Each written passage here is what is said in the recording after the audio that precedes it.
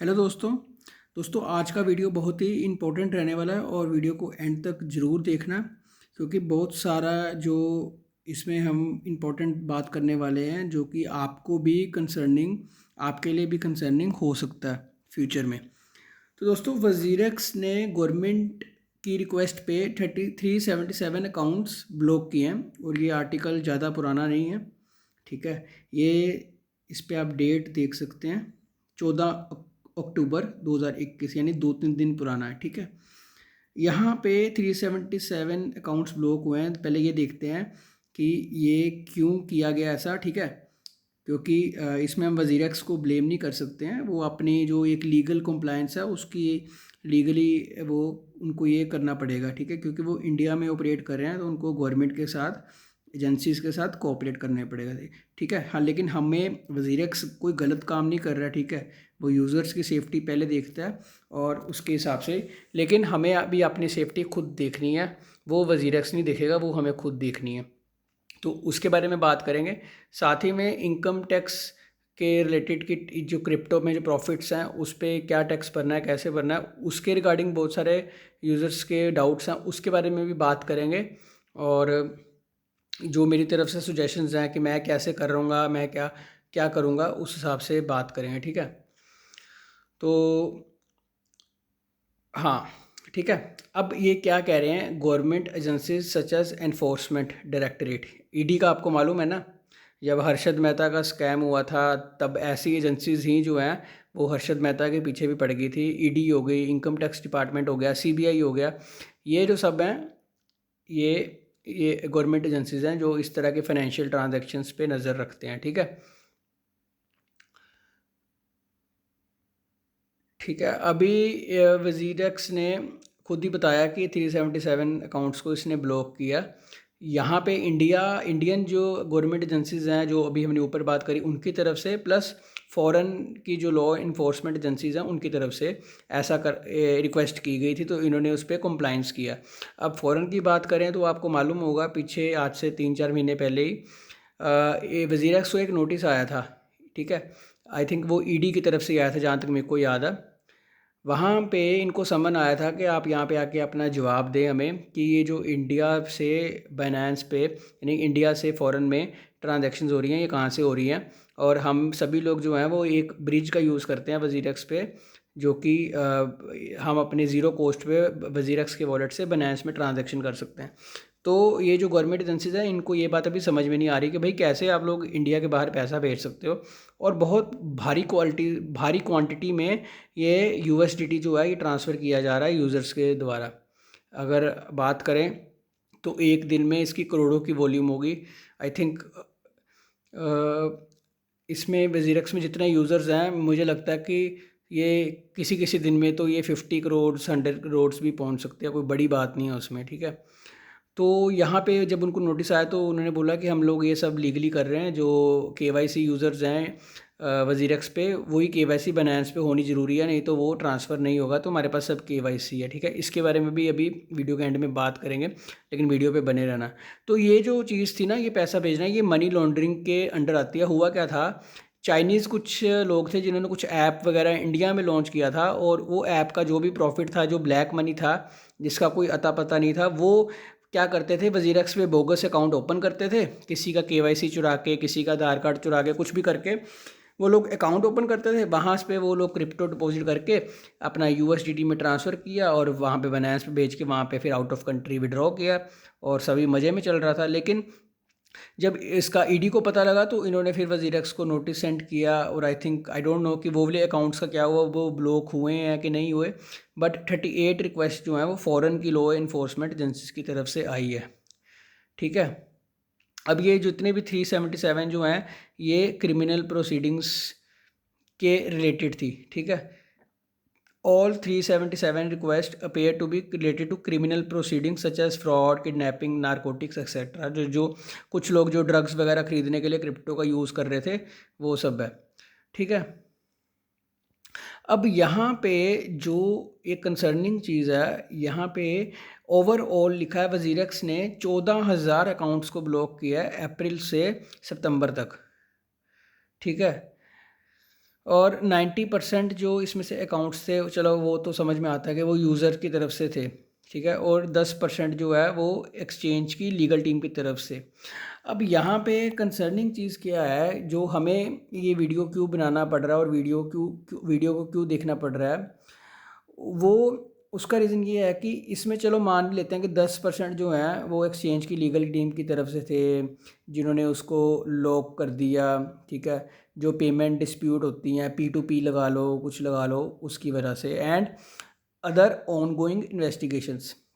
तो हमें अभी जो कंसर्निंग चीज़ है वो हमारी इसी 10% में आती है, उसका जिसके अंडर ऑन गोइंग इन्वेस्टिगेशंस के अंडर आती है। चक्कर क्या है कि हम सभी जो लोग हैं, मेजॉरिटी ऑफ द लोग, मुझे पता है, अपनी बात नहीं कर रहा हूँ लेकिन मुझे पता है, जो लोग भी क्रिप्टो में हैं, 18 साल, 20 साल, 25 साल, इस तरह के लोग हैं, उसमें से बहुत ज़्यादा, मोर देन 50% लोग कोई इनकम टैक्स पे नहीं कर रहे हैं, ठीक है। और ऐसा भी हो सकता है किसी पे भगवान की दया हो गई और उस पे जो है बहुत सारा इन थाउजेंड्स, यानी कि बहुत ज़्यादा हैवी पोर्टफोलियो बन गया। चलो बनना भी चाहिए, मैं भी दुआ करता हूँ आप सबके लिए, सबका पोर्टफोलियो इस तरह बढ़े, लेकिन उसको बचाना भी ज़रूरी है। अब मैं क्या ज्यूम कर रहा हूँ, अगर कल को क्रिप्टो पे टारगेट हुआ गवर्नमेंट का, और इनकम टैक्स डिपार्टमेंट, CBI, ये जितने लोग, जितनी एजेंसीज हैं पूरे इंडिया में, अगर ये सब ने डिसाइड कर लिया कि क्रिप्टो वालों को अभी हमें नज़र रखना है, इस पर फंदा कसना है, तो क्या करेंगे, वो एक्सचेंज से मांगेंगे कि किन यूज़र्स की जो ट्रेडिंग वॉल्यूम है 50 लाख, 100 लाख, जितना भी है, उनका पोर्टफोलियो की डिटेल्स मांगेंगे। तो वज़ीर को वो देना पड़ेगा, मना नहीं कर सकते, क्योंकि हमारा सबका KYC है उनके पास। तो जब वो डिटेल मिलेगी तो हम सबको भी जो है इनकम टैक्स की तरफ से नोटिस आ सकता है, ऐसी पॉसिबिलिटी है फ्यूचर में। अभी क्रिप्टो की तरफ कोई गवर्नमेंट देख नहीं रही है, क्योंकि कुछ लॉज रूल्स वगैरह नहीं ऐसा बन क्लियर है, लेकिन यहाँ पे सिचुएशन बदलने में टाइम नहीं लगेगा, ठीक है। तो मैं ये केस क्यों, क्योंकि इसमें जो ऑनगोइंग इन्वेस्टिगेशंस है ना, वो इनकम टैक्स की इन्वेस्टिगेशंस भी हो सकती हैं। और आपको मालूम होगा, जब भी हम अपने इनकम पे टैक्स नहीं देते हैं जो कि हमें देना चाहिए, जैसे मान लो किसी को 15 लाख, 20 लाख, 25 लाख, 30 लाख, जितने फॉर एवर ये कुछ भी अमाउंट लगा लो, एक हैवी सी अमाउंट लगा लो, अगर यूज़र ने उसको अर्न किया है तो उस पर टैक्स देना पड़ेगा, जो कि कोई देना चाहता नहीं है, यही प्रॉब्लम है अभी, ठीक है। तो हाँ, ठीक है, ये देखो, earlier government agencies such as Enforcement Directorate and the Income Tax Department has raised red flags regarding money laundering and non compliance of various regulations at crypto exchange, ठीक है। और वजीरक्स ने इस चीज़ के लिए, कॉम्प्लायंस के लिए, एक डेडिकेटेड चैनल भी बनाया है। अच्छा, ये तो उन लोगों के लिए होगी जो लोग कोई इलीगल काम नहीं कर रहे, सिर्फ लीगल तरीके से अपना पोर्टफोलियो बढ़ा रहे हैं। अगर आप इलीगल कर रहे हैं तो आप भगवान का नाम लीजिए, क्योंकि ये वीडियो भी आपको बचा नहीं पाएगी, ठीक है। अगर उनकी नज़र पड़ी इलीगल काम पे, तो वज़ीर अक्स खुद ही जो है उस पर, इन्होंने ऐसा पार्टनरशिप किया है ये TRM लैब से, कि जो कोई इलीगल ट्रांजैक्शन कुछ ऐसा गलत मलत हो रहा है तो वो उस पर फिर एक्शन लेंगे। हो सकता है आपका इंस्टेंट अकाउंट ही ब्लॉक कर दें, ठीक है।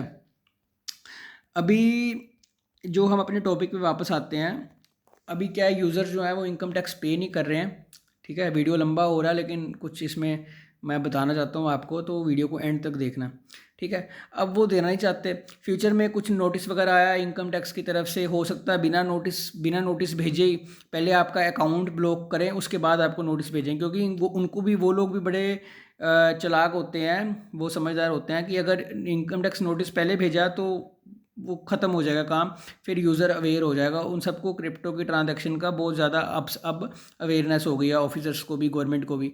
तो हो सकता है वो पहले वज़ीर को बोल के अकाउंट ब्लॉक कराएं, जो वज़ीर वैसे भी कर ही रहा है आपके सामने। इसमें कितने सारे अकाउंट्स मैंने आपको दिखाया कि जो ब्लॉक किए गए हैं, ठीक है। वज़ीर उनको मना नहीं करेगा, और इसमें वज़ीर गलत नहीं है। मैं ये नहीं बोल रहा हूँ, अगर कोई वज़ीर से ये वीडियो देखेगा तो मैं पहले बता रहा हूँ कि मैं वज़ीर को गलत नहीं बोल रहा हूँ, वो अपना ड्यूटी, वज़ीर अपनी लीगल कंप्लायंस कर रहा है, अपनी लीगल ड्यूटी कर रहा है, लेकिन साथ ही में यूज़र को भी जो है, हम जैसे यूज़र्स हैं उनको भी इस चीज़ से अवेयर रहना है, ठीक है। तो अभी जब ऐसा कुछ होता है तो उस केस में हम लोग क्या कर सकते हैं, ठीक है। दो चीज़ें हैं उसमें। पहली चीज़ है कि देखो, आपको अगर आपकी कोई ऐसा पोर्टफोलियो है जो आपको लॉन्ग टर्म के लिए होल्ड करना है, ठीक है, तो आपको उसको एक्सचेंज पे रखना नहीं चाहिए। आप उसको धीरे धीरे करके इस तरह विड्रॉ करो कि वो आपके हार्डवेयर वॉलेट में चला जाए और उसका आउट ऑफ द बुक्स हो जाए, ठीक है। कहने को आप लोग बोलोगे ये भी चीज़ तो गलत है ना, ब्लैक मनी है, बट ये पैसा जो है मैं चाहता हूँ आपकी फैमिलीज़ के काम आए फ्यूचर में। जब BTC की प्राइस 100K 200K होगी तो यही बिटकॉइन जो है आपके काम आएगा, ठीक है। और सिर्फ इसमें मैं रिकमेंड करूँगा BTC को ही इसमें आप डालें, क्योंकि बाकी चीज़ें जो हैं वो अनसर्टेन है, वो प्राइस लॉन्ग टर्म में गिरेगा तो आपको उसको अपने हार्डवेयर वॉलेट में विड्रॉ करने का फ़ायदा नहीं होएगा, ठीक है। हार्डवेयर वॉलेट में भी आप अलग अलग चूज़ कर सकते हैं जो आपको कंफर्टेबल लगे, जैसे सेफपॉल का अच्छा वॉलेट है, फिर आज जो भी मार्केट में लेजर, ट्रेजर, नैनो जो भी चल रहे हैं आप उनका यूज़ कर सकते हैं, वो आप चूज़ करें, मार्केट में रिसर्च करें, ठीक है। हार्डवेयर वॉलेट से अब आपको दो फ़ायदा होगा, आपका जो फंड है वो आपकी कस्टडी में आ जाएगा, कोई भी चाहे तो उसको फ्रीज़ नहीं कर सकता, आप उसको अपने घर में कहाँ भी अलमारी में भी कहीं पे भी रख सकते हैं, ठीक है। किसी को उसके बारे में नहीं मालूम पड़ेगा, वो मतलब उसको कोई सेंसर नहीं कर सकता, ठीक है। वो आपका फंड आपका खुद का हो जाएगा, सेंसरशिप रेजिस्टेंट हो जाएगा। लेकिन अगर हम सेंट्रलाइज एक्सचेंजेस की बात करें, वजीरक्स की, CoinDCX की, BitPS की, तो ये सारे सेंट्रलाइज्ड हैं, ये गवर्नमेंट के अंडर काम करते हैं, गवर्नमेंट की सुपरविजन में। इनको गवर्नमेंट की जो गाइडलाइंस है वो माननी पड़ेंगी। अगर वो बोलेंगे कि इस यूज़र का फंड फ्रीज करो तो वो करना पड़ेगा, उस चीज़ से बचें। अपना ट्रेडिंग पोर्टफोलियो जो है आप वो रख सकते हैं एक्सचेंज पे, जो कि इतना ज़्यादा नहीं होता है, 10 20 30% जितना भी है, बट अपना 70-80% आपका फ़ंड सिक्योर हो जाएगा। आप वो वाला फ़ंड यूज़ करके ट्रेडिंग कर सकते हैं, आपने प्रॉफिट्स दोबारा आप रीएलोकेट कर सकते हैं, आप उससे प्रॉफिट से क्या करना चाहते हैं, चाहे तो दोबारा से हार्डवेयर वॉलेट में भेज दें, नहीं तो कहीं और, ठीक है। इस तरह से करेंगे तो वो सेंसिबल रहेगा।